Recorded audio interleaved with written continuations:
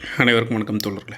எல்லோரும் எப்படி இருக்கீங்க? ரொம்ப மகிழ்ச்சியாக இருப்பீங்க அப்படின்னு நினைக்கிறேன். இன்றைக்கி பார்த்தோம் அப்படின்னா, உங்களுக்கு தெரியுமா அதில் பாலிட்டியில் 6th to 12th வரைக்கும் பார்த்துட்ருக்கோம்ல. ஸோ நீங்கள் பார்ட் 2 பார்க்கலாம். பார்ட் 1 வீடியோவோட லிங்க்கு கீழே டிஸ்கிரிப்ஷனில் கொடுக்குறேன், தேவைப்பட்ட போய் பாருங்கள். ஓகேங்களா? கீழே டெலகிராம் சேனல் கொடுத்துருக்கேன், லிங்க் கொடுத்துருக்கேன், ஜாயின் பண்ணிக்கோங்க. பிடிஎஃப் ஷேர் பண்ணுறேன். ஜனவரி 15ஆம் தேதி பார்த்தீங்க அப்படின்னா இராணுவ தினம். ஓகேங்களா? பிப்ரவரி 1 கடலோர காவல் படை தினம். மார்ச் 10 பார்த்தீங்க அப்படின்னா மத்திய தொழிலக பாதுகாப்பு படை தினம். அக்டோபர் 7 விரைவு அதிரடி படை தினம். அக்டோபர் 8 பார்த்திங்கன்னா விமான தினம். டிசம்பர் 4 மற்றும் டிசம்பர் 7. ஓகேங்களா? டிசம்பர் 4 பார்த்திங்கன்னா கடற்படை. டிசம்பர் 7 ஆயுதப்படைகள் கொடி தினம். அதே மாதிரி அக்டோபர் 7 அக்டோபர் 8 பாருங்கள், விரைவு அதிரடி படை தினம், விமானப்படை தினம். ஓகேங்களா? அடுத்து பார்த்தோம் அப்படின்னா ஸ்மிருதிகள் பண்டைய இந்தியாவில் தனி மனிதனின் சமூக கடமைகளை பற்றி எடுத்து சொல்லுது. இது 3 வகையான ஸ்மிருதிகள் இருந்திருக்கு. மனுஸ்மிருதி, நாரத ஸ்மிருதி, யாக்ஞவல்க ஸ்மிருதி அப்படின்னு சொல்லிட்டு 3 ஸ்மிருதிகள் இருந்திருக்கு. அடுத்து பாருங்கள், இங்கே பாருங்கள், பொது ஆண்டுக்கு முன் 500 ரோம் நாட்டில் முதலாக குடியரசு எனும் சொல் வடிவமைக்கப்பட்டது. இப்போ குடியரசு எனும் சொல் எங்கே முதல்ல வடிவமைக்கப்பட்டது? ரோம் நாட்டில். அந்த இது ரோமில் பேசுகிற மொழி என்ன அப்படின்னா லத்தீன் மொழி சொல்லிலிருந்து தான் பெறப்பட்டது. ரெஸ் பப்ளிக்கா அப்படின்ற லத்தீன் மொழியிலிருந்து இப்போ சொல்லப்படுது. இதனுடைய பொருள் என்ன அப்படின்னா பப்ளிக் மேட்டர், அதாவது பொது விவகாரம் அப்படின்றது. அடுத்து பார்த்தோம் அப்படின்னா அது கீழே பாருங்கள், இந்திய அரசியலமைப்பு நவம்பர் 26, 1949 ஏற்றுக்கொள்ளப்பட்டது. அதுக்கப்புறம் என்ன பண்ணுறாங்க, ஜனவரி 26, 1950 நடைமுறைக்கு வந்தது. எனவே ஜனவரி 26ஆம் நாள் 1950 இந்திய குடியரசு நாளாக அறிவிக்கப்பட்டது. ஏன் 1949 நவம்பர் 26 அக்செப்ட் பண்ணி 26 ஜனவரி 1950 நடைமுறைக்கு கொண்டுட்டு வராங்க அப்படின்னு சொல்லி பார்த்தோம்னா 1929 ஓகேங்களா? 1929 என்ன பண்ணுவாங்க அப்படின்னா ராவி நதிக்கரையில் என்ன பண்ணுவார் அப்படின்னா ஜவஹர்லால் நேரு அவர்கள் ஒரு தீர்மானத்தை நிறைவேற்றுவார். என்ன அப்படின்னா ஜனவரி 26 1930 நாங்கள் சுதந்திரம் கிடைச்சதா அறிவிச்சிருவோம் அப்படின்னு சொல்லுவார். அது சொன்னதுக்கப்புறம் அதே மாதிரி ஜனவரி 26 1930 ஓகேங்களா, குடியரசு, அதாவது இந்தியா சுதந்திரம் பெற்றதா அப்படின்னு சொல்லி அறிவித்து கொடி ஏற்றுவாங்க. ஸோ அந்த நாளை நினைவு கூறும் விதமாக தான் என்ன பண்ணுவாங்க அப்படின்னா இந்த குடியரசு தின விழாவை ஜனவரி 26 வச்சுருக்காங்க. அடுத்து பாருங்கள், மக்களாட்சி எனும் சொல் டெமாஸ் மற்றும் சர்ட்ரியா என கிரேக்க சொல்லிலிருந்து பெறப்பட்டது. ஸோ டெமோக்ரஸி, அதாவது மக்களாட்சி அப்படின்னா என்னது? கிரேக்க சொல். குடியரசு அப்படின்னு லத்தீன் சொல், ரோம் நாட்டு. ஓகேங்களா? அதுக்கப்புறம் பார்த்திங்கன்னா டெமோக்ரஸி என்ற மக்கள் அதிகாரம். டெமோக்ரஸி அப்படின்னு சொன்னால் என்ன அர்த்தம்? மக்கள் அதிகாரம், அதாவது பவர் ஆஃப் த பீப்புள் அப்படின்னு சொல்லி பொருள். அடுத்து பார்த்தோம்னா தேசிய சட்ட சேவைகள் அதிகாரம். ஸோ இந்த கொஸ்டின் லாஸ்ட் டைம் கேட்டிருந்தாங்க. ஓகேங்களா? 1987 சட்ட சேவைகள் அதிகாரம் சட்டத்தின் கீழ் அமைக்கப்பட்டது. சமுதாயத்தில் நலிந்த பிரிவினருக்கு இலவச சட்ட உதவிகள். ஓகேங்களா? இலவச சட்ட உதவிகள் எப்போ இருந்தால் ஸ்டார்ட் பண்ணாங்க? 1987 தேசிய சட்ட சேவைகள் அதிகாரம் பிரச்சனைகளுக்கு இணக்கமான தீர்வுக்கான லோக் ஆதாலத் ஏற்படுத்தும் வகையில் செய்யப்பட்டது. ஓகேங்களா? லோக் ஆதாலத்தை ஏற்படுத்தும் வகையில். ஓகேங்களா? ஆனால் லோக் ஆதாலத்து கிடையாது. ஓகேங்களா? அடுத்து கல்கத்தா உயர்நீதிமன்றம் நாட்டின் மிக பழமையான உயர்நீதிமன்றம். கல்கத்தா உயர்நீதிமன்றம் எப்போ அப்படின்னு சொல்லி ஆண்டு தெரியுமா? 1775. மெட்ராஸ் உயர்நீதிமன்றம் 1801. பம்பாய் உயர்நீதிமன்றம் 1823. ஃபஸ்ட்டு உச்சநீதிமன்றம் அப்படின்னு சொல்லி தான் சொல்லுவாங்க. அதுக்கப்புறம் தான் என்ன பண்ணுவாங்க அப்படின்னா 1861 சட்டம் கொண்டு 61வது சட்டத்தின்படி இந்த 3 உச்சநீதிமன்றத்தையும் உயர்நீதிமன்றமாக மாற்றுவாங்க. ஓகேங்களா? ஸோ இது நாட்டின் மிக பழமையான உயர்நீதிமன்றம். இது 1862 நிறுவப்பட்டது. அதே சமயம் அலகாபாத் உயர்நீதிமன்றம் எங்கள் நாட்டின் மிகப்பெரிய உயர்நீதிமன்றம். ஸோ அலகாபாத் அப்படின்ற பகுதி எந்த மாநிலத்தில் இருக்குது அப்படின்னு சொல்லிட்டு கீழே கமெண்ட் பண்ணுங்கள். அடுத்து பார்த்திங்கன்னா நாடாளுமன்றத்தின் 2 அவைகள் லோக்சபா, கீழவை, மக்களவை அப்படின்னு சொல்லலாம். ராஜ்யசபா, மேலவை, மாநிலங்களவை எல்லாமே என்னது? ராஜ்யசபாவை தான் குறிக்கும். தமிழ்நாட்டில் சோழர்கள் காலத்தில் குடை ஓலை எனும் வாக்களிக்கும் முறை வழக்கத்தில் இருந்தது. ஸோ இந்த குடை ஓலை முறை அப்படின்றது பராந்தக சோழர் 2ஆம் பராந்தக சோழனால் கொண்டு வரப்பட்டது அப்படின்னு நினைக்கிறேன். பராந்தக சோழன் தெரியும், ஆனால் 2ஆம் பராந்தக சோழனா என்னன்னு சொல்லிட்டு கீழே கமெண்ட் பண்ணுங்கள். ஸோ அவருடைய காலத்தில் தான் வந்து இது உத்திரமேரூர், எங்கே நம்ம காஞ்சிபுரத்துக்கு பக்கத்தில் இருக்கிற உத்திரமேரூர், அங்கே வந்து பார்த்திங்கன்னா ஒரு பெருமாள் கோயில் ஒன்று இருக்கும். ஓகேங்களா, உத்திரமேரூர் பஸ் ஸ்டாண்டுக்கு பக்கத்துலேயே ஒரு பெருமாள் கோயில் இருக்கும். அந்த பெருமாள் கோயிலுடைய பேக் சைடு கார்னரில் பார்த்தீங்க அப்படின்னா, ஒரு கார்னரில் பார்த்தீங்க அப்படின்னா குடை ஓலை முறை பற்றி வந்து எழுதியிருப்பாங்க. ஸோ அந்த குடை ஓலை முறை வந்து பார்த்திங்க அப்படின்னா இந்திய அரசியலமைப்பு சட்டத்தையே வந்து என்ன பண்ணிருக்கும், பஞ்சாயத்து முறை கொண்டு வரதுக்கு மிகப்பெரிய இதாக இருந்திருக்கும். அதே சமயம் காந்தியும் அதை வந்து ரொம்ப ஆதரிச்சு இருந்திருப்பார். அடுத்து பார்த்தோம் அப்படின்னா பொது தேர்தல் பாருங்கள். 1920 இம்பீரியல் கவுன்சில் எனும் மத்திய சட்டசபைக்கு மாகாண சட்டசபைக்கும் தேவையான உறுப்பினர்களை தேர்ந்தெடுக்க 1920 வந்து பிரிட்டிஷ் இந்தியாவில் முதல் பொது தேர்தல் நடைபெற்றது. இதுவே இந்திய வரலாற்றின் முதல் பொது தேர்தல். அப்போ இந்திய வரலாற்றின் முதல் பொது தேர்தல் எப்போ நடைபெற்றது? 1920. ஓகேங்களா. அடுத்து 1912-13ஆம் ஆண்டு புதுடெல்லியில் உள்ள இந்திய நாடாளுமன்றம் கட்டிடத்தை எட்வின் லூட்டியன்ஸ் மற்றும் ஹேர்பர்ட் பெக்கர் என்ற பிரிட்டிஷ் கட்டிட கலைஞர்கள் வந்து வடிவமைக்கிறாங்க. 1912 வரைக்கும். இக்கட்டிடம் 1921 ஸ்டார்ட் பண்ணி 27 முடிக்கிறாங்க. இந்த கொஸ்டின் வந்து லாஸ்ட் டைம் கேட்டிருந்தாங்க. ஓகேங்களா. அடுத்து இந்தியாவில் ஜனவரி 25ஆம் நாளினை தேசிய வாக்காளர் தினம். தேசிய வாக்காளர் தினம் எப்போ? ஜனவரி 25. அடுத்த பக்கம் குடியரசுத் தலைவர் எப்படி தேர்ந்தெடுக்கப்படுகிறார்? இந்திய குடியரசுத் தலைவர் பின்வரும் உறுப்பினர்களை கொண்ட தேர்தல் குழுமம், அதாவது எலக்ட்ரோரியல் கொலாஜ் அப்படின்னு சொல்லிட்டு மூலம் தேர்ந்தெடுக்கப்படுகிறார்கள். பாராளுமன்ற இரு அவையில் தேர்ந்தெடுக்கப்பட்ட உறுப்பினர்கள், மேலவை கீழவை ரெண்டுலேயுமே தேர்ந்தெடுக்கப்பட்ட உறுப்பினர்கள், நியமிக்கப்பட்ட உறுப்பினர்கள் கிடையாது. நியமிக்கப்பட்ட உறுப்பினர்கள் குடியரசுத் தலைவர் துணை குடியரசுத் நீக்கத்தில் மட்டும் பங்கு பெறுவாங்க. ஓகேங்களா. அடுத்தது இந்தியாவில் உள்ள அனைத்து மாநில மற்றும் யூனியன் பிரதேசங்களில் உள்ள தேர்ந்தெடுக்கப்பட்ட சட்டமன்ற உறுப்பினர்கள். குறிப்பு: பாராளுமன்ற இரு அவைகள் மற்றும் மாநில சட்டமன்றங்கள் நியமிக்கப்படும் நியமன உறுப்பினர்கள் வந்து என்ன பண்ண மாட்டாங்க, இக்குழுவில் வந்து அங்கம் பெற மாட்டாங்க. அடுத்து வந்து பார்த்திங்கன்னா மின்னணு வாக்குப்பதிவு இயந்திரம். வேட்பாளரின் பெயரில் எதிரில் உள்ள பொத்தானை அழுத்தி வாக்கு செலுத்தப்படுகிறது. ஒருத்தம் செலுத்திய வாக்கு சரியானபடி பதிவாகி உள்ளதா அப்படின்னு தெரிந்து கொள்ளும் வாய்ப்பை எப்போ கொண்டு வராங்க அப்படின்னா 2014 பொது தேர்தலில் அறிமுகப்படுத்துகிறாங்க. இதை ஆங்கிலத்தில் சுருக்கமாக VVPAT. ஸோ இந்த இந்த VVPAT ஃபுல் ஃபார்ம் கூட கேட்டிருக்காங்க. Voters verified paper audit trail அப்படின்னு சொல்லிட்டு அதோடைய முழு அர்த்தம். அடுத்து இங்கே பாருங்கள். 2014ஆம் ஆண்டு பொது தேர்தலில் வந்து முதல் முறையாக நோட்டா அறிமுகப்படுத்துகிறாங்க. உலகிலேயே நோட்டாவை அறிமுகப்படுத்திய 14வது நாடு இந்தியா. ஓகேங்களா. 2014 நோட்டாவை அறிமுகப்படுத்துகிறாங்க. ஸோ அது அப்படியே 14வது நாடு இந்தியா அப்படின்னு வச்சுக்கோங்க. Voter verified audit paper trial அப்படின்னு மேலே பார்த்தோம்னா அதுவும் 2014 தான். அழுத்த குழுக்களுக்கான எடுத்துக்காட்டுகள்: இந்திய வணிக தொழில்துறை சம்மேளனம், அகில இந்திய தொழிற்சங்கம், அடுத்து பார்த்திங்கன்னா அகில இந்திய விவசாயிகள் சங்கம், இந்திய மருத்துவ சங்கம், அகில இந்திய மாணவர்கள் சம்மேளனம், அகில இந்திய சீக்கியர் மாணவர் பேரவை, இளம் பதக சங்கம், தமிழ் சங்கம், தமிழ்நாடு விவசாயிகள் சங்கம், நர்மதா பச்சாவோ அந்தோலன் அப்படின்ற சங்கம். ஸோ இந்த நர்மதா பச்சாவோ அந்தோலன் அப்படின்ற சங்கத்தை பற்றி லாஸ்ட் டைம் கொஸ்டின் கேட்டிருந்தாங்க. அடுத்து வந்து பார்த்தோம் அப்படின்னா மூத்த குடிமக்கள் மற்றும் பெற்றோர் நலன்களை பராமரிப்பு சட்டம் எப்போ கொண்டு வந்தாங்க அப்படின்னா 2007.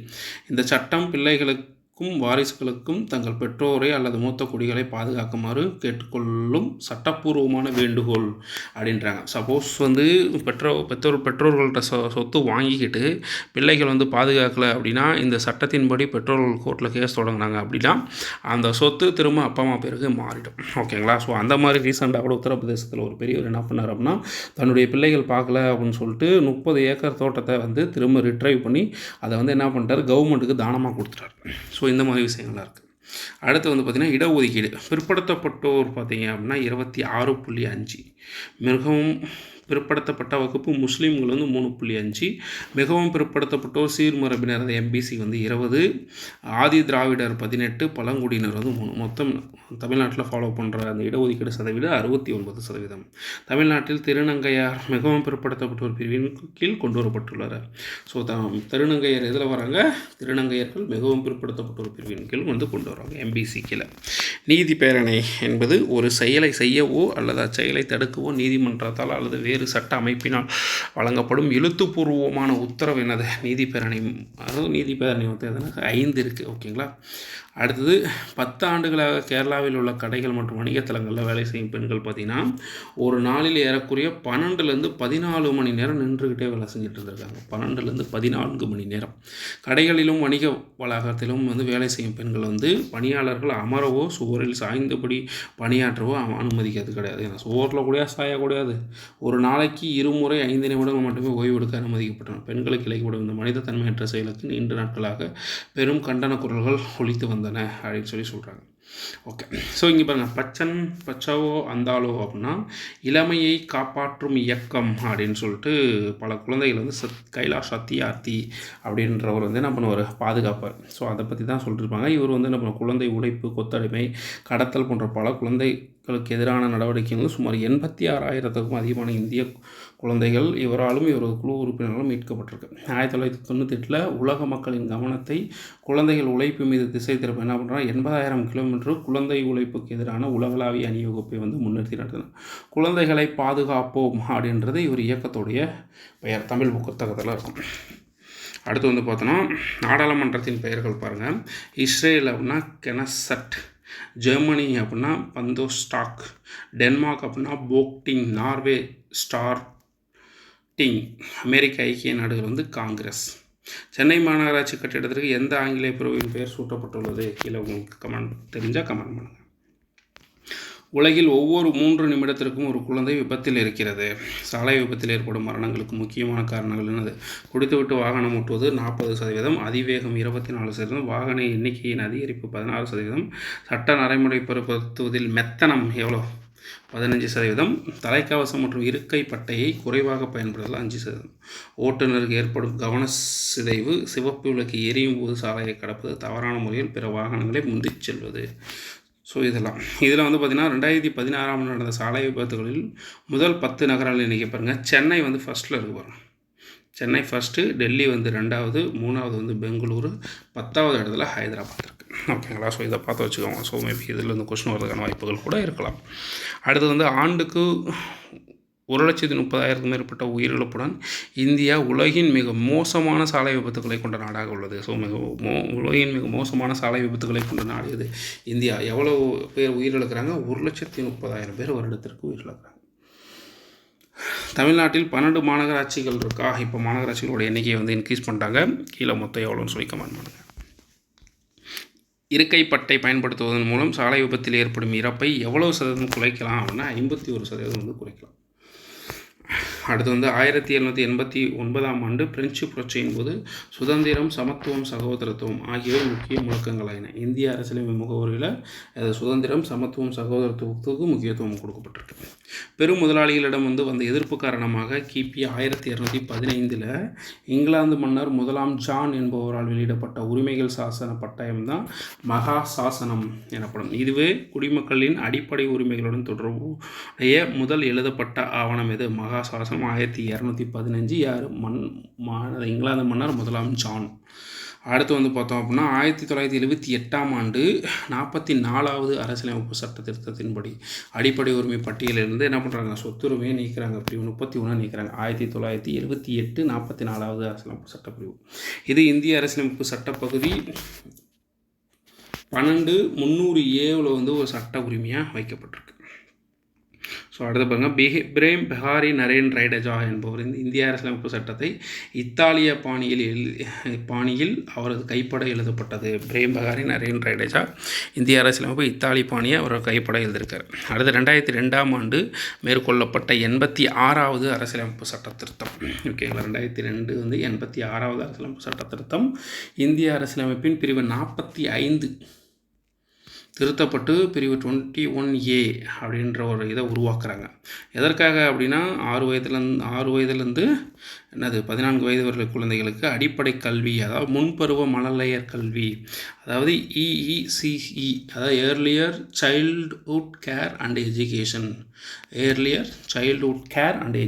அப்படின்றத கொண்டு வராங்க. எந்த சட்டத்தை பிரிவு திருத்துறாங்க? 45. எத்தனாவது சட்ட திருத்தம்? 86வது சட்ட திருத்தம். 2002 86வது சட்ட திருத்தம். தற்போது அதிகார பகிர்வு என்பது மத்திய மாநில பட்டியலில் 100 துறைகள், மாநில அரசு பட்டியலில் 61 துறைகள் மற்றும் இரண்டுக்கும் பொதுவான பட்டியலில் 52 துறைகள் என்று மாற்றப்பட்டுள்ளது. 1976ஆம் ஆண்டு 42வது சட்ட திருத்தம், அரசியலமைப்பு சட்ட திருத்தம் மாநில பட்டியலிருந்து 5 துறைகளை பொதுப்பட்டியலுக்கு மாற்றுறாங்க. அது என்னென்ன அப்படின்னா கல்வி, காடுகள், எடைகள் மற்றும் அளவுகள், பறவைகள் மற்றும் வனவிலங்கு பாதுகாப்பு, உச்சநீதிமன்ற, உயர்நீதிமன்ற அமைப்புகள் தவிர பிற நீதிமன்றங்களின் நீதி நிர்வாகம், இதை எல்லாத்தையும் என்ன மாற்றுறாங்க, பொதுப்பட்டியலுக்கு மாற்றுறாங்க. அடுத்து 1969 மத்திய மாநில அரசுகளின் உறவுகள் குறித்து முழுவதும் ஆராய தமிழக அரசு டாக்டர் PV ராஜமன்னார் தலைமையில் மூவர் குழு அமைக்கிறாங்க. ஸோ தமிழக அரசு தான் ராஜமன்னார் குழு அமைக்கிறது. PV ராஜமன்னார் மூவர் குழு எந்த ஆண்டு? 1969. அரசியலமைப்பின் 42வது சட்ட திருத்தம் சிறிய அரசியல் அமைப்பு அப்படின்னு சொல்லி அறியப்படுது. 2004ஆம் ஆண்டு இந்திய அரசும் செம்மொழிகள் எனும் புதிய வகைப்பாட்டினை ஏற்படுத்த தீர்மானிக்குது. அதன்படி 6 மொழிகளை செம்மொழி தகுதி தராங்க. அதில் தமிழ் பார்த்திங்கன்னா 2004 அக்டோபர், சமஸ்கிருதம் 2005, தெலுங்கு 2008, கன்னடம் 2008, மலையாளம் 2013, ஒடிசா 2014. இது எப்படி ஞாபகம் வச்சுக்கலாம்னா கீழே தமிழ்நாடு 2004, சமஸ்கிருதம் 2005, தெலுங்கு, கன்னடம் மேலே 2 ஸ்டேட் இருக்குது, அவங்க 2 பேர் 2008, பக்கத்தில் இருக்கிறவர் 2013, ரொம்ப தூரத்தில் இருக்கிறவர் 2014 வச்சுக்கோங்க. அடுத்தது இந்திய குடியரசுத் தலைவர்களின் பட்டியல். ராஜேந்திர பிரசாத் 1950 1962, சர்வகிருஷ்ண ராதாகிருஷ்ணன் 62 67 வரைக்கும் இருந்திருப்பார். அதுக்கப்புறம் ஜாகிர் உசேன் 67 69, VV கிரி, அதுக்கப்புறம் பக்ருதீன் அலி அகமது 74 77. ஸோ அப்படியே வந்தோம் அப்படின்னா அப்துல் கலாம் ஐயா பார்த்திங்கன்னா 11வது குடியரசுத் தலைவர் 2002 2007. அதுக்கப்புறம் முதல் பெண் குடியரசுத் தலைவர் பிரதீபா பட்டேல் 2007 2012. ஓகேங்களா. அடுத்தது வேறு என்னது, ராம்நாத் கோவிந்த் 2000. இப்போ இவர் இருக்கார் இல்லையா, இந்த மேடம் இருக்காங்க. ஓகே.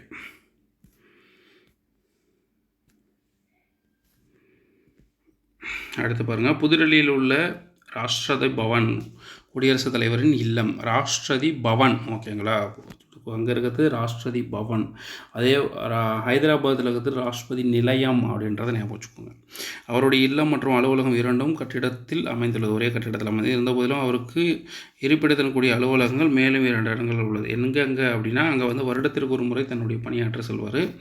எங்கே அப்படின்னா சிம்லாவில் உள்ள ரிட்ரீட் கட்டிடம், சிம்லா அப்படின்னா ரிட்ரீட் கட்டிடம், ஹைதராபாத் அப்படின்னா ராஷ்டிரபதி நிலையம். ஓகேங்களா. ஒன்று தெற்கிலும் மற்றொன்று கிழக்கிலும் இருப்பதால் இது நாட்டின் ஒற்றுமையும் மற்றும் கலாச்சாரத்தை ஒற்றுமையும் பறைசாற்றுகிறது. கேரளா மற்றும் பஞ்சாப் மாநிலங்களில் அதிகபட்சமாக 9 முறை குடியரசுத் தலைவர் ஆட்சி நடைமுறைப்படுத்தியிருக்காங்க. அடுத்தது முடிவு வாக்கு, காஸ்டிங் ஓட் அப்படின்னு சொல்லுவாங்கள்ல. மாநிலங்களவையில் சட்ட மசோதாவின் மீது நடைபெற்ற வாக்கெடுப்பு சமநிலையில் இருக்கும் பட்சத்தில் அரசியலமைப்பு சட்டப்பிரிவு 100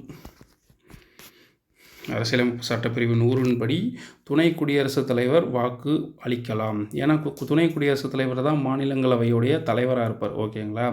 இது சட்ட மசோதாவின் ஒப்புதலுக்கு 1 வாக்கு மட்டும் தேவை என்ற நிலையை குறிக்கிறது.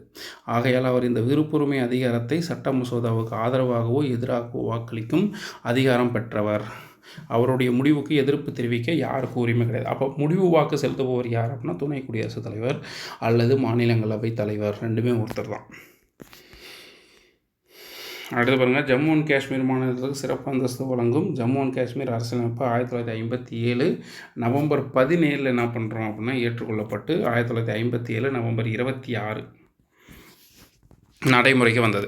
ஓகேங்களா. So Jammu and Kashmir 1957 November 7 ஏற்றுக்கொள்ளப்பட்டு 1957 November 26 நடைமுறைக்கு வருது. இதில் என்ன அப்படின்னா இந்திய அரசியலமைப்பின் அரசு நெறிமுறையுறுத்தும் கோட்பாடுகள் மற்றும் அடிப்படை உரிமைகள் ஜம்மு அண்ட் காஷ்மீர் மாநிலத்திற்கு பொருந்தாது.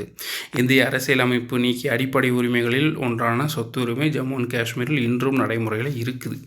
ஸோ அது 2019 காலி பண்ணிட்டாங்க. ஸோ இது முன்னாடி ஸ்கூல் புக்கில் இந்த மாதிரி கொடுத்துருக்காங்க. 1986 இயற்றப்பட்ட தமிழ்நாடு சட்ட மேலவை நீக்க மசோதா தமிழ்நாட்டில் சட்ட மேலவை நீக்கப்பட்டது. சட்டம் 1986 நவம்பர் 1 அன்று நடைமுறைக்கு வந்தது. நவம்பர் 1 1986 யார் முதலமைச்சராக இருப்பா? எம்ஜிஆர் அவர்களுடைய காலத்தில் தான் இது நீக்கியிருப்பாங்க. தமிழகத்தில் சட்டமன்ற உறுப்பினர்களின் மொத்த எண்ணிக்கையின்படி 234 உறுப்பினர்கள், அமைச்சர்களின் எண்ணிக்கை 36. வரை இருக்கலாம். அதாவது 234க்கு 15 விழுக்காடு. மத்திய மாநில அரசுகளின் உறவுகள் குறித்து ஆராய அமைக்கப்பட்ட சர்க்காரியா குழு ஆளுநர் நியமனம் குறித்து பல ஆலோசனைகளை வழங்கியுள்ளது. அப்போ ஆளுநர் நியமனம் குறித்து எந்த குழு ஆலோசனை வழங்கியது அப்படின்னா சர்க்காரியா குழு. ஓகேங்களா. மாநில சட்டமன்ற குழுவால் தயாரிக்கப்பட்ட பட்டியலிலிருந்து அல்லது முதலமைச்சரின் ஒப்புதலுடன் மாநில அரசால் தயாரிக்கப்படும் பட்டியலிலிருந்து அல்லது முதலமைச்சருடன் நடத்தப்படும் கலந்தாரையாடல் ஆகியவற்றின் மூலம் ஆளுநர் நியமனம் நடைபெறணும் அப்படின்னு சொல்லியிருப்பாங்க. அதை ஏற்றுக்கொள்ள மாட்டாங்க. அடுத்து குடியரசுத் தலைவர் மற்றும் துணை குடியரசுத் தலைவர் பதவிகள் ஒரே சமயத்தில் காலியாக இருக்கும் பட்சத்தில் உச்ச நீதிமன்ற தலைமை நீதிபதி குடியரசுத் தலைவரின் பணிகளை செயலாற்றுவார். 1969 இத்தகைய ஒரு நிகழ்வு என்பது உச்ச நீதிமன்ற தலைமை நீதிபதி ஹிதயதுல்லா அப்படின்றவர் குடியரசுத் தலைவராக நியமிக்கப்பட்டார். அதுக்கப்புறம் இது வரைக்கும் யாரும் இல்லை. ஆண்டு மற்றும் யாருன்னு மட்டும் பார்த்தோம்னா 1969 ஹிதயதுல்லா. 1947 இருந்து பதவி வகித்த தமிழக முதலமைச்சர் பாருங்க ஓபி ராமசாமி. முதலமைச்சர் ஓபி ராமசாமி இப்போ சுதந்திரத்திற்கு பின்பு 1947 49 முதல் பொது தேர்தல் அப்போ யார் முதலமைச்சராக இருப்பானா குமாரசாமி ராஜா. முதல் பொது தேர்தலுக்கு பின் யார் முதலமைச்சராக இருப்பா அப்படின்னா நம்ம ராஜகோபாலாச்சாரி அப்படின்ற இருப்பார். அடுத்து பாருங்கள் காமராஜர் 1954 63 9 ஆண்டுகள் முதலமைச்சராக இருப்பார். பக்தவாச்சலம் பார்த்திங்கன்னா 63 67 வரைக்கும். ஓகேங்களா. So 65 last time question group 4 கேட்ட ஒரு கொஸ்டின் 1965 ஆண்டு இந்திய எதிர்ப்பு போராட்டத்தின் போது முதலமைச்சராக இருந்தவர் யார் அப்படின்னா பக்தவாச்சலம். 67 69 யார் நம்ம சிஎன் அண்ணாதுரை. ஓகேங்களா. ஸோ அதுக்கப்புறம் கருணாநிதி ராமச்சந்திரன் எம்ஜிஆர் பாருங்கள் 1977 87 வரைக்கும் வந்திருப்பாங்க. ஸோ இவங்களை பற்றி தெரிஞ்சிட்டாவே போதும், மற்றதெல்லாம் ஒன்றும் பெருசாக கேள்வி கேட்க மாட்டாங்க. அடுத்து வெளியுறவு கொள்கை என்பது மற்ற நாடுகளுடன் உறவை பேணுவதற்காக ஒரு நாட்டால் கவனமாக வடிவமைக்கப்பட்ட உத்திகளின் கலவை. ராஜதந்திரம் என்பது ஒரு அரசின் வெளியுறவு கொள்கையை சூழலுக்கு தகுந்தாற்போல் செயல்படுத்தும் கருவி தான் என்னது ராஜதந்திர கொள்கை. அடுத்து வெளியுறவு அமைச்சகம் எனப்படும் இந்திய விவகார அமைச்சரவை இந்திய அரசின் ஒரு அங்கமாக இருப்பது நாட்டின் வெளியுறவுகளை பொறுப்பேற்று நடத்துகிறது. 1986 ஆண்டு புதுடெல்லியில் நிறுவப்பட்ட இந்திய வெளிநாட்டு சேவை பயிற்சி நிறுவனம் இந்திய வெளியுறவு சேவை அதிகாரிகளுக்கு ஐஎஃப்எஸ் ஆஃபீஸர்களுக்கு பயிற்சி அளிக்கிறது. அப்போ இந்த அமைப்பு எங்கே இருக்குது? இந்திய வெளிநாட்டு சேவை பயிற்சி நிறுவனம் எங்கே இருக்குது அப்படின்னா புதுடெல்லியில் 1986 நிறுவுறாங்க. ஓகே. அடுத்து சிந்துவெளி நாகரிகம் முதல் சந்திரகுப்த மௌரிய ஆட்சி வரையிலான காலத்தில் இந்தியாவும் ஆப்கானிஸ்தானும் பன்முகத்தன்மையையும் மிக ஆழமான நட்புறவையும் கொண்டிருந்தன. கனிஷ்கருடைய ஆட்சியின் போது ஏராளமான இந்திய சமய பரப்பு குழுக்கள் சீனா, மத்திய ஆசியா மற்றும் ஆப்கானிஸ்தான் போன்ற நாடுகளுக்கு தங்கள் மதத்தை பரப்ப சென்றன. இது கனிஷ்கருடைய ஆட்சி காலத்தில். ஓகேங்களா. பாலுசிஸ்தான் தற்காலத்திய பாகிஸ்தானின் எல்லைப்புற மாகாணம் பகுதியைச் சேர்ந்த கான் அப்துல் காபர் கான் இந்திய விடுதலை போராட்ட இயக்கத்தின் முக்கிய தலைவரும் இந்திய தேசிய காங்கிரஸின் தீவிர ஆதரவாளரும் அவர். யார்? கான் அப்துல் காபர் கான். எங்கே இருக்கார்? கான் அப்துல் காபர் கான். இவர் எல்லை காந்தி அப்படின்னு சொல்லி அழைக்கப்படுவார் நினைக்கிறேன். சரியாக தவறானு எனக்கு தெரியல, தெரிஞ்சால் கமெண்ட் பண்ணுங்கள். அடுத்து பார்த்தீங்கன்னா இந்திய அரசியலமைப்பு சட்டம் 1950 சட்டப்பிரிவு 51 அரசு நெறியுறுத்தும் இந்தியாவின் வெளியுறவு கொள்கைகள் என்னென்ன அப்படின்னா அரசு முயற்சி செய்ய வேண்டியவைகள் சர்வதேச அமைதி மற்றும் பாதுகாப்பை மேம்படுத்துதல், நாடுகளிடையே நியாயமான மற்றும் கௌரவமான உறவுகளை பேணணும், சர்வதேச சட்டம் மற்றும் சர்வதேச அமைப்புகளை மதித்தல், சர்வதேச பிரச்சனைகளை நடுவர் மன்றம் மூலம் தீர்க்க ஊக்குவித்தல். அடுத்து பார்த்தோம் அப்படின்னா 1862 ஆண்டு ஜூன் 26 1862 ஜூன் 26 விக்டோரியா மகாராணி வழங்கிய காப்புரிமை கடிதத்தின் மூலம் சென்னை, பம்பாய், கல்கத்தா ஆகிய மாகாணங்களில் உயர்நீதிமன்றங்கள் தோற்றுவிக்கப்பட்டது. இவற்றில் சென்னை உயர்நீதிமன்ற வளாகம் உலகிலேயே லண்டனுக்கு அடுத்து 2வது பெரிய நீதித்துறை வளாகமாகும். ஓகேங்களா.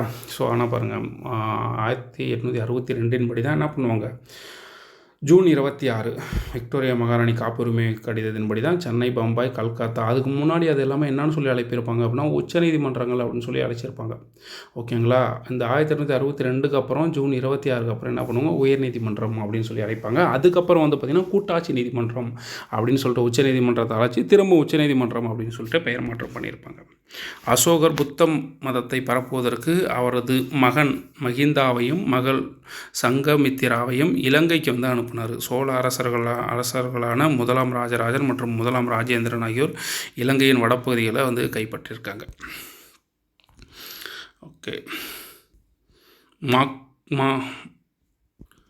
மக்மகான் எல்லைக்கோடு அப்படின்றத வந்து பார்த்தோம் அப்படின்னா இந்தியா, சீனா மற்றும் பூடான் கிழக்கு பகுதி ஆகிய பகுதிகளுக்கிடையே எல்லைக்கோடாக உள்ளது தான் மக்மகான் எல்லைக்கோடு. ஸோ இது வந்து 1914ஆம் ஆண்டு பிரிட்டிஷ் இந்தியா, திபெத் மற்றும் சீனா ஆகிய நாடுகளின் பிரதிநிதிகள் கூட்டத்தில் தீர்மானிக்கப்பட்டதாம். பிரிட்டிஷ் இந்தியாவின் சார்பில் இந்தியாவிற்கான செயலாளர் ஆதர் ஹென்றி மக்மகான் கூட்டத்தில் கலந்து கொண்டார். ஆதார் ஹென்றி மக்மகான் அப்படின்றது எந்த ஆண்டு? 1914ஆம் ஆண்டு. எந்தெந்த பகுதிகளுக்கிடையே? இந்தியா, சீனா மற்றும் பூடான் ஆகிய பகுதிகளுக்கிடையே. ஓகே.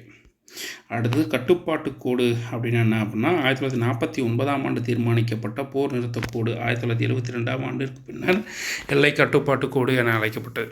ஸோ அப்போ வந்து 1949 தீர்மானிக்கப்பட்ட கோடு தான் போர் நிறுத்தக்கோடு தான் என்னது 1972 கட்டுப்பாடு கோடு அப்படின்னு சொல்லி அழைக்கிறோம். இது 1972ஆம் ஆண்டின் சிம்லா ஒப்பந்தத்தில் இந்தியாவிற்கும் பாகிஸ்தானுக்கும் இடையே ஏற்படுத்தி கொள்ளப்பட்ட எல்லையாகும். எந்த ஒப்பந்தத்தில்? சிம்லா ஒப்பந்தம் 1972. இக்கோடு பிரிவினை செய்யப்பட்ட போது ராட்க்ளிப் கோடு என்று அழைக்கப்பட்டது. இவர் வந்து என்ன பண்ணுவார்? ராட்க்ளிப் என்பவர் எல்லை ஆணையத்தின் தலைவராக இருந்தார்.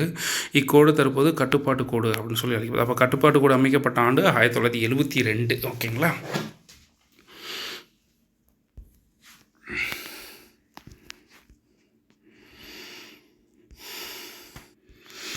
அடுத்து வந்து பார்த்தோம் அப்படின்னா இந்தியாவிற்கு சொந்தமான டீன்பிகா அப்படின்ற பகுதி வந்து மேற்கு வங்கம் மற்றும் வங்கதேசத்திற்கு இடையேயான எல்லையில் வந்து இருக்குது. இந்த குறுகலான பாதை வந்து 2011ஆம் ஆண்டு வங்கதேசத்திற்கு குத்தகைக்கு விடப்பட்டிருக்கு. 2011ஆம் ஆண்டு. அடுத்து வந்து குரு பத்மசம்பவா எனும் புத்த துறவி வந்து இந்தியாவிலிருந்து பூடானுக்கு போகிறாரு. அங்கே தனது செல்வாக்கை ஏற்படுத்தி புத்த சமயத்தை வந்து பரப்பியதன் மூலம் இரு நாட்டு மக்களிடையே பாரம்பரியத்தை உறுதிப்படுத்துகிறார். யார்? குரு பத்மசம்பவா அப்படின்றவர்.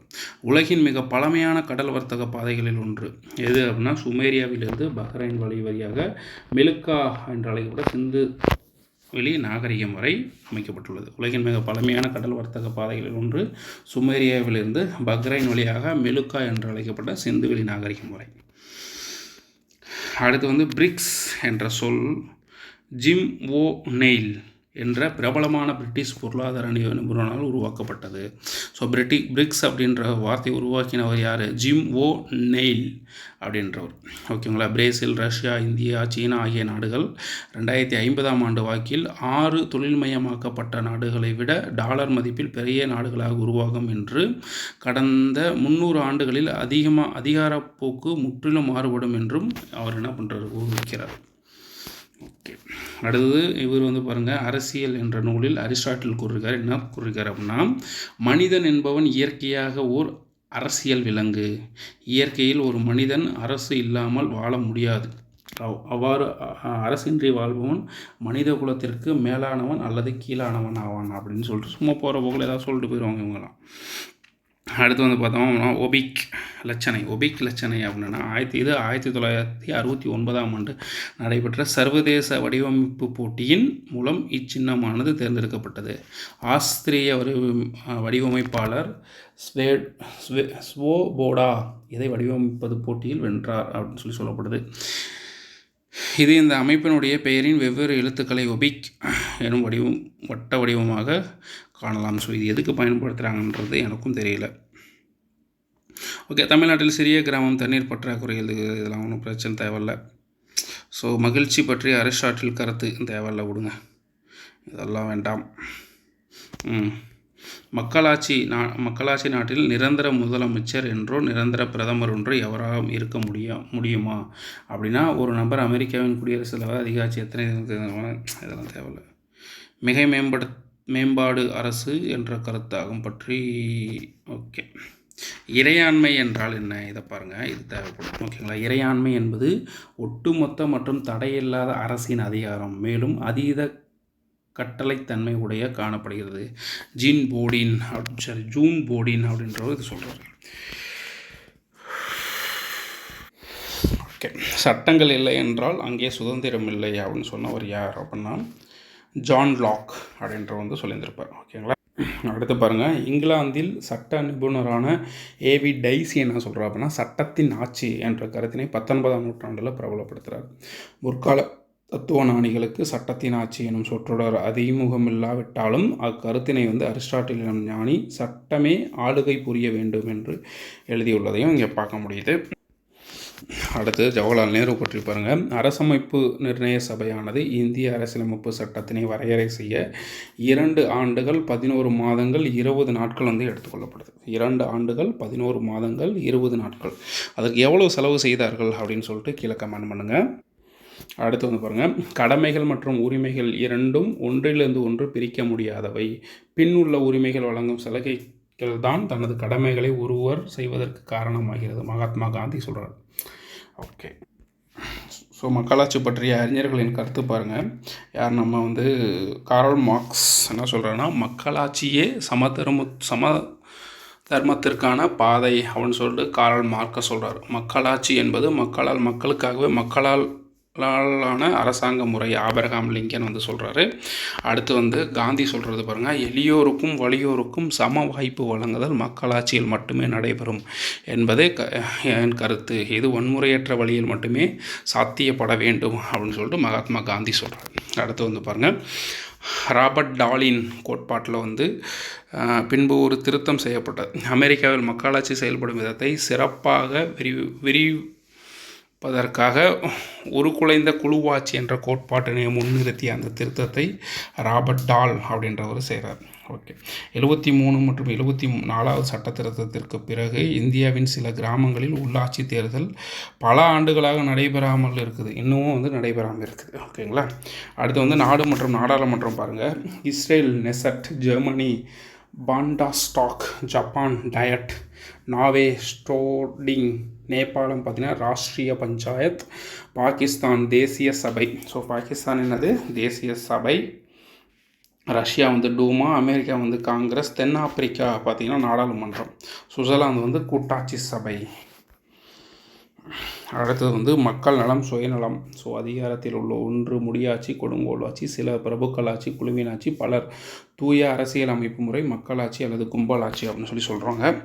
ஓகேங்களா. ஸோ அதெல்லாம் தேவையில்லை. பிறர் உனக்காக இதெல்லாம் சும்மா வேஸ்ட்டு. மாக்கியவல்லி இளவரசன். மாக்கியவல்லியின் முறையை அப்படின்னா மாக்கியவல்லியை பொறுத்தவரை வரலாற்று முறையை அரசு கற்கும் சரியான முறை. ஸோ இதெல்லாம் தேவையில்லை ஃப்ரெண்ட்ஸ், சும்மா வேஸ்ட்டு இதெல்லாம்.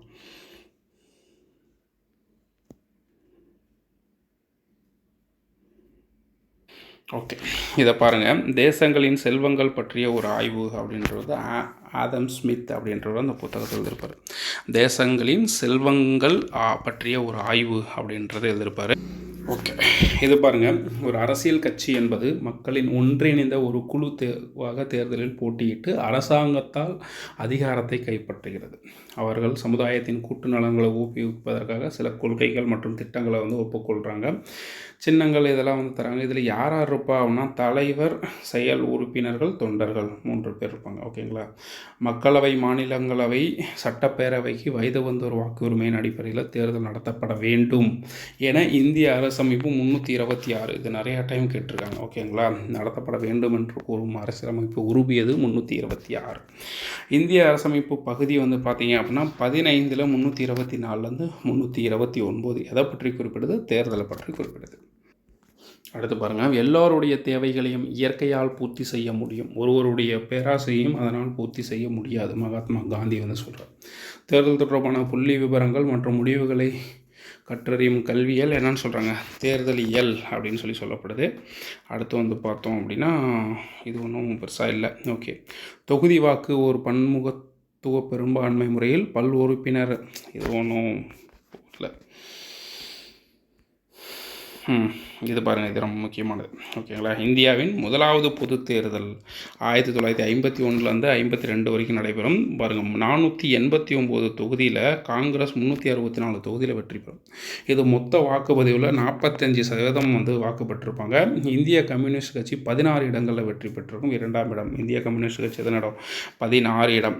ஓகேங்களா. சுதந்திர இந்தியாவின் முதல் பிரதமராக ஜவஹர்லால் நேரு பதவியேற்றார். இந்த தேர்தலில் பதிவான வாக்கு சதவீதம் எவ்வளோ அப்படின்னா 67.6% வாக்கு பதிவாகிருக்கும். 67.6%. எத்தனை கட்சிகள் பங்கேற்றாங்க அப்படின்னா 54 கட்சிகள் வந்து பங்கேற்றிருப்பாங்க. தேர்தல் வந்து பார்த்திங்க அப்படின்னா அக்டோபர் 25, 1951 பிப்ரவரி 21, 1952 வரை வந்து இந்த தேர்தல் நடைபெற்றிருக்கும். 26 இந்திய மாநிலங்களில் 401 தொகுதிகளில் தேர்தல் நடைபெறுது. அப்போ 26 இந்திய மாநிலங்கள் 401 தொகுதிகளில் தேர்தல் நடைபெறுது. இப்போ 545 தொகுதிகள் இருக்குது. ஓகேங்களா?